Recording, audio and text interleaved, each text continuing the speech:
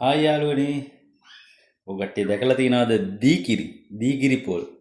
දීකිරි සින්දුව නන් නෙමෙයි. දීකිරි පොල්. මේක දකුණු පළාතේ තමයි විශේෂ. මෙහි කට්ටිය දැක්කොත් නම් කිය මේක පුහු පොලයක් කියලා. පුහු පොල් නෙමෙයි දීකිරි පොල්. අපි දකුණු පළාතේ ගියා ට්‍රිප් එකක්. ඒ බාප්පලයි ගෙදර. මේ බාප්පලා දිහා තියෙනවා දීකිරි පොල් ගහ.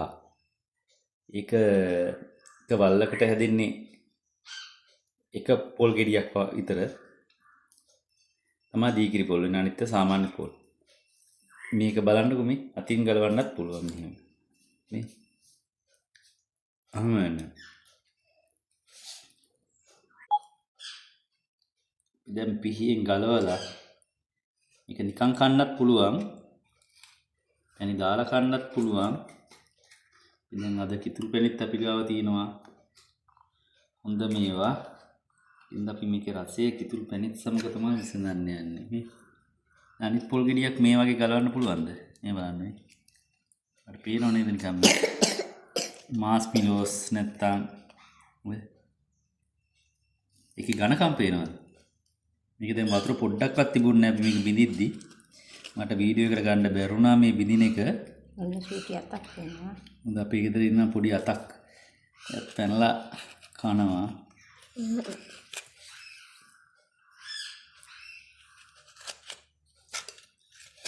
අපි ගලව ගන්න මේ දීකිරි පොල් විශේෂයෙන් දැන් උන කිතුල් පැණියක් කරනවා. මේ උරල.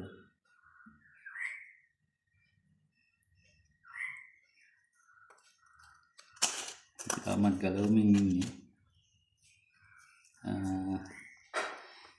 මේක ලංකාවේ තියෙන පොල් විශේෂයක්. හරිම දුර්ලභයි.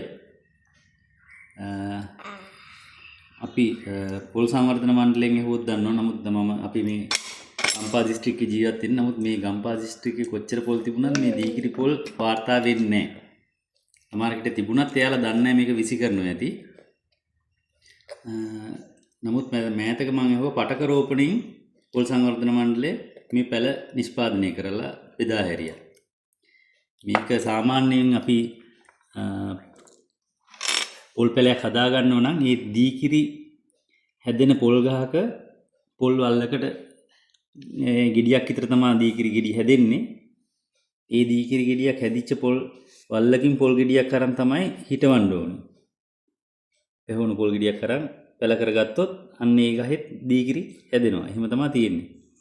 අපේ මහගෙදර ඉඩමේ දික්කුඹුරේ මෙහෙම ගහක් තිබුණා. ඒ ගහෙන් හදාගත්ත දැන් මහ ගහ නැහැ. පොඩි ගහක් තියෙනවා. ඒ පොඩි ගහේ පොල් ගෙඩියක් අපිට දීකිරි ගෙඩියක් අපේ බාප්පා අපි ගියාම අපි වෙනුවෙන් තියලා තිබ්බා. අපි ඒක අරන් ඇවිල්ලා දැන් මේ ගෙදර භුක්ති විඳින්න ලෑස්ති වෙන ගමන්. ඒක අපිට හිතුණා ඔයාලට නැවුම් අත්දැකීමක් වෙයි කියලා. ඒ හින්දා අපි ඒක ඔබ වෙනුවෙන් තිල්නි කරන්න අදහස් කරගත්තා. චූටි අත ගැන කියන්නේ. මේ චූටි අතක් තියෙන එක යනවා. කන්නද?